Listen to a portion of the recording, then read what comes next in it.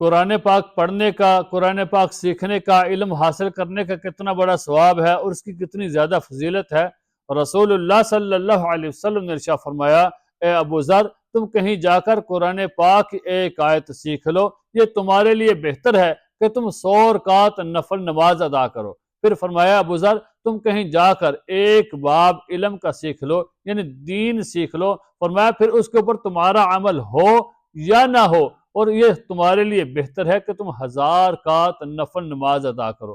کتنی بڑی فضیلت ہے اس شخص کے لیے جو قرآن پاک کی ایک آیت سیکھتا ہے۔ فرمایا کہ قرآن پاک کی ایک آیت سیکھ لینا یہ بہتر ہے کہ تم 100 رکعت نفل نماز ادا کرتے ہو، یا پھر ایک باب جو ہے علم کا حاصل کرتے ہو، دین سیکھتے ہو۔ فرمایا تمہارے لیے 1000 رکعت نفل نماز ادا کرنے سے بہتر ہے۔ تو ہمیں قرآن سیکھنا بھی چاہیے، قرآن سکھانا بھی چاہیے، قرآن پڑھنا بھی چاہیے، اور دین جو ہے ہمیں سمجھنا بھی چاہیے، دین سیکھنا بھی چاہیے، اور لوگوں کو دین بتانا بھی چاہیے۔